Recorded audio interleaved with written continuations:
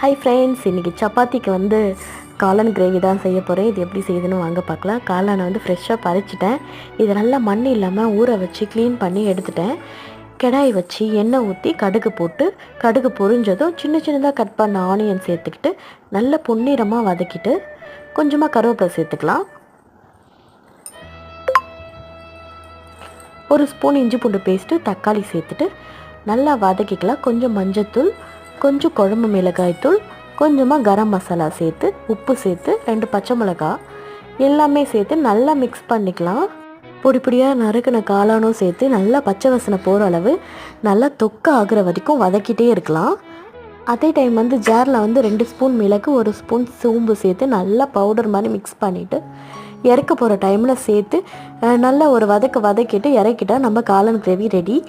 நீங்கள் ட்ரை பண்ணி பாருங்கள், எப்படி இருக்குன்னு சொல்லிவிட்டு எனக்கு கமெண்ட் பண்ணுங்கள். பாய்.